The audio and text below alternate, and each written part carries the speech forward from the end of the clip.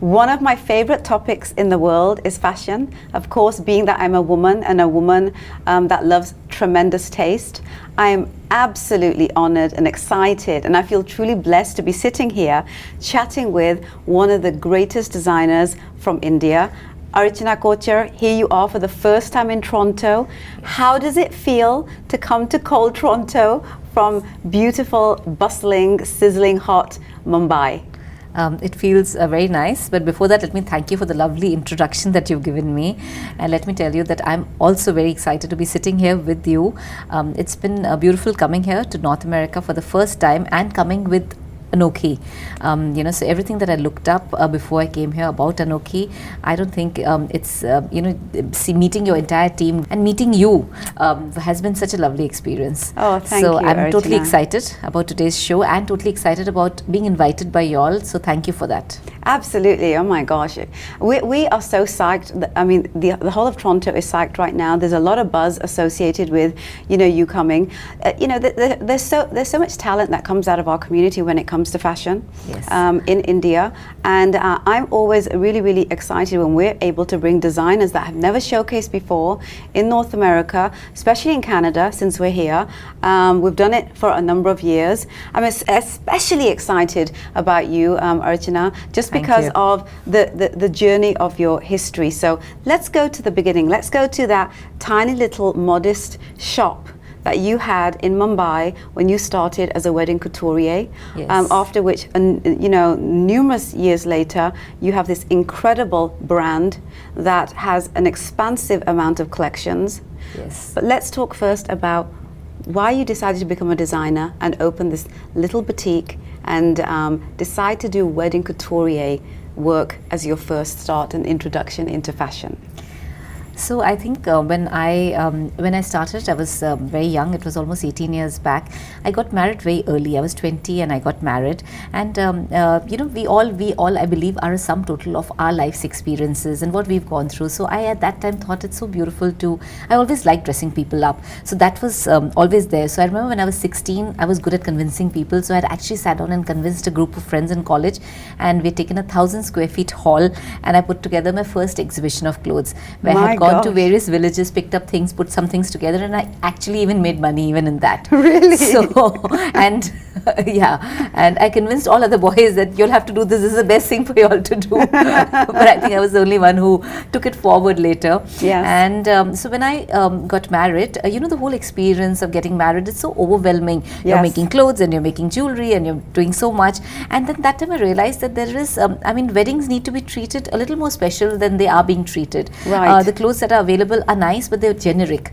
So I thought that, okay, let me add value. And you're married and you've gone through this, so I'm going to start wedding wear. And I thought weddings are so beautiful and such an important. When you're 18 and 19, you think like that. At 20, that's 22. the only thing that's important. Yeah, everybody wants to we want to be married and yeah. we want to look like a princess on the day of our marriage. So I thought, let me make them look more beautiful on the wedding day, and let me get added to the happy memories, and be etched in the memories forever. Like, I've added a little more happiness because I made them look so much more prettier. Absolutely. So I started with that, and then I evolved. With God's grace, whatever I created was accepted well. I sold really well, and from that, then I started growing, and I said, okay, so people are wearing my clothes only for weddings, but what about the rest of the time? How will I call the customers back? Because generally, most people get married only once. Right. So I had a customer only once. Yes. So I said, okay, so I need to grow. So the next thing I started was saris. So I was doing gown saris and innovative saris like about 15 years ago from now. Gown saris are so big, but I remember I used to have 30-35 cuts in saris. So sari over trousers and very innovative things at that time. And then we grew into outfits, and then we grew into gowns, and my sensibilities also changed over time. I traveled a lot, so your sensibilities become more global. Right. And then you realize that actually today's women, people like you, me, and many others like us, they're global citizens. They're traveling all over the world, and their sensibilities have evolved a lot. So I wanted to dress these kind of women, give them a silhouette which is universal, and add my bit of India to it. Love it. Because I love India. Yes. I'm very proud of my roots. So what I did was, a couple of years back, about 4-5 years back, I started making these gowns and I started putting the pallu. And it became very popular, the sari gown. A lot of designers did it after that. Yes. But I was among the first few to start it. So the whole idea even at that time was that the East marries the West, the gown marries the sari and becomes a sari gown. Absolutely. And then I evolved the embroideries, and we started embroidering in a different way, which was more globally accepted. So it was a journey. And then we started menswear, because every bride who came wanted us to dress up, and I also believe weddings get over in 3 hours. Yes. But the pictures that they take last a life, the memories are for a lifetime. You show your children and your grandchildren that, listen, this is the way I looked. Yes. So I thought, why not make that picture more perfect? Now, in order to make the picture more perfect, I needed to dress the man up also. He couldn't look like her assistant or her, right. He had to match up. Absolutely. So I started doing menswear, and so it's been a lot of fun. And I thought, and I kept buying bigger spaces. So the initial shop that I took was a rented shop, and then finally when I made some money, I purchased that shop. And then now the shop I have is about 7,000 square feet. So I kept buying shops and workshops, and so God was very kind. And then I realized that I should give back to fashion. I never thought fashion would get me here. And fashion, it was, God was kind, everything was nice, but it was fashion as a career which got me all the way there. So you went also into resort wear, which I think has a lot to do with your, travel history. Yes. So talk to me about how that's different. Because I've noticed that your resort wear cuts are a huge part of the focus. Yes. There's a lot of monochromatic work that you've got in there, and then you kind of throw in that color and that little bit of embroidery. Yes. Talk to me about your concept behind that, because it's quite a distinctive signature that's different from what you do in your other collections. Yes. So what I realized was that every wedding that was happening at a destination, at a resort. So the need arose of a certain kind of clothes which were resort wear, which never existed before. And also all the people who were traveling for holidays no longer just wanted to travel in their shorts. They wanted to look glamorous, and they wanted to look right. So when they were sitting by the side of the pool, they looked really, really nice. And that would be me. Yes, that would be me also.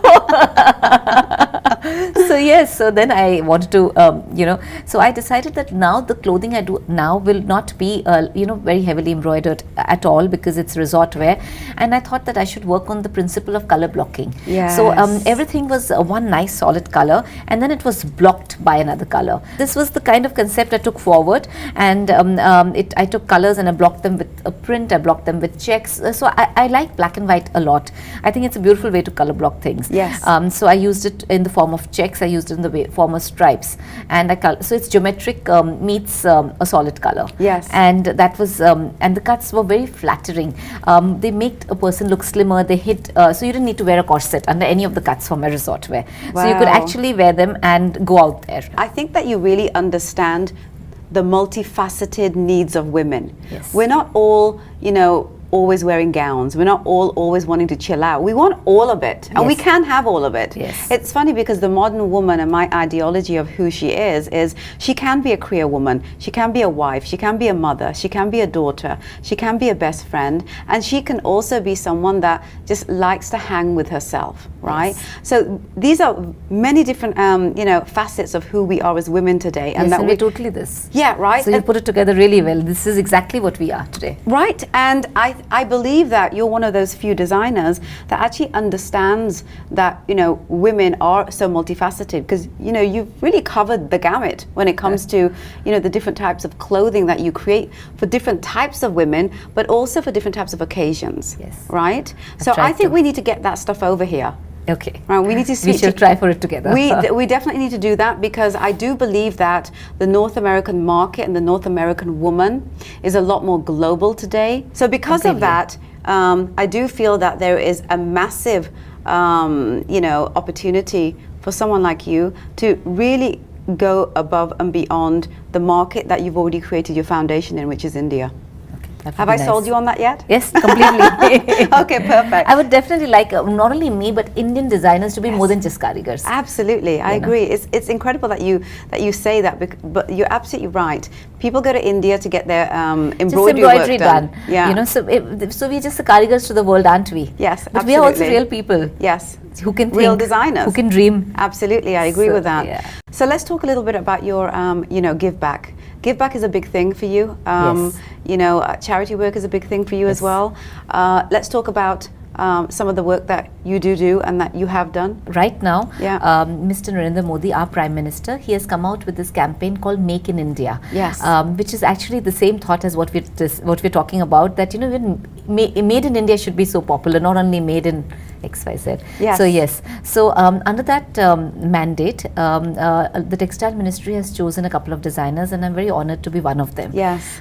So I've adopted. One of 5, right? Yes, one of, yes. Wow. So I'm very honored, but it's a big responsibility. And so what it undertakes is that there are dying arts in India, and he wants us to revive them and get them on the international ramp. So it's thinking beyond India. For the first time, a Prime Minister is thinking beyond India, and he says that, let the world see that this is what we're capable of, Yes. and let it come back to India then. So what I have done is picked up a few villages, like the collection that I'm going to be showcasing today with you all is inspired by ghungroos. So there's this little village in Maharashtra in India called Hupari, and this village used to make ghungroos for the last thousands, hundreds of years, and they used to actually make ghungroos which went to the the royal palaces, where Yes. the women used to wear them as piles, and people now nobody wears piles anymore, and people used to wear them in dance. Now nobody really dances with them anymore. And then ghungroos were even used for a lot of jewelry, but now it's not popular. So this whole village used to blow metal out and make ghungroos and put this little thing that used to make the bell sound. Yes. So what I thought is that I went to these artisans, met them, and I bought ghungroos from them. I said, okay, I'll put a design together with them. So I've incorporated in my embroidery. Then they're good at beaten gold work. So what I did is I sent it back to them and got the embroideries done from these artisans. I said, okay, let's work on it together. Let's see if we can give a new look to your art, today's look, and let's hope people accept it. So this is one of the first collections that I've actually put together, and I'm so happy to bring it here, because it's truly, made in India is supposed to be taken out of India, and we have, with God's grace, got this opportunity to come here and show it with you. So that's what God just makes things happen. I totally agree with you. Yeah, so so I'm here, and the collection is here, and it's got a lot of ghungroos in it, and the whole I've used a very colorful palette, a very appealing palette. It's corally pink, which goes into burgundies, and the embroidery that I have used is the ghungroos, and along a little bit of ghungroos, because I don't want them to be overwhelming, along with mirrors and along with beaten gold. So beaten gold and ghungroos come out of that village. Right. Mirrors was something I added just to add the glamour to Yes, it. yes. And I put these embroideries, bits of them together, and put them as jewelry pieces to my, like a little bit of it, not fully embroidered, and put it in the right places. And the silhouettes I have used any which ways for this collection, there's a lot of Western Indian silhouettes. So there are the sari gowns, and there's something that anyone globally could wear. It's Yes. not necessary that you need to be of Indian origin to wear it. No, absolutely. And I think that's the biggest fallacy that people have, that they feel that they can't wear the clothing that's created in India because, it's too glamorous or there's too much going on. But not today. Yes. Like we talked about it, right? The global woman is a different kind of woman today, Yes, yes. right? And that's definitely a staple now Yes. in our wardrobes. You have a massive star-studded following in Bollywood, and they're quite eclectic. You have yesteryear's heroines, pop cultural icons today, and the new string of Bollywood as well. There's a span of Bollywood across many generations that actually wear your clothing. Yes. From Zeenat all the way up to Ileana de Cruz and everyone in between. Yes. Right? Why do you think that is? Why do you think you have such an admiring following that spans so many generations? Because oftentimes designers, there'll be kind of an age demographic of Bollywood stars that will actually wear their clothing. Yes. That's not the case with you. No. You span the 30 years, right, of Bollywood in terms of the people that wear your clothing. Yes. So talk to me about why you think I that. think I, as a person, kept evolving. So I kept changing, and as I'm self-taught, so everything that happened taught me, and I kept, adjusting, and like the color blocking. It's something the young people like. This, the silhouettes that I do, the young people like. I have a lot of classic cuts. So the older actresses, they like those classic cuts and those perfect perfect fit, and they are also evolving people, so they don't mind a bit of new silhouettes coming into the wardrobe through this. So yes, I've been very lucky and blessed that all of them accept us as designers and like to wear us. You're so humble. I love that about your personality. But no, they wear it because they know they look good in it. At the end of the day, that's what it is. No one is going to wear any clothing, especially those kinds of personalities that know that everyone's eyes are on them, in such a microscopic manner, that they're not going to wear anything that they don't feel flatters them or represents who they are as a person. Yes. So I believe as a designer, and correct me if I'm wrong, but I believe as a designer that you're more than someone that just sits there and puts together clothing and fits people into your clothing. I feel that you look at the personalities Yes. that come and visit you and you design for them. Yes. As opposed to the other way around. Yes, very right? true. There'll be a lot of women that are, listening to this interview, and the first thing they'll be thinking is, how does this woman design all of those collections? Now she's going into, collections that are on a retail base, not just, custom scenarios. You're a mom. Yes. It's like you're a wife. You're doing all this charity work. Like, how do you make all that balance happen for those women out there that wish they could do it but don't know how to create the balance for themselves? I think I just keep doing it, and I mean I'm at it, and it just balances out eventually. So I think I dreamt, so all my life the incidences it touched me. I dreamt that I always wanted to have these tie-ups with people. I always thought that how Versace is. I'm very good at prints, so I used to always think that he's so good, he's made hotels, so we should also have some designer from India, whoever who does it, and we should also like how you were talking yesterday that Indians. We need to put our heads up and say, look at us, we're real Yes. people.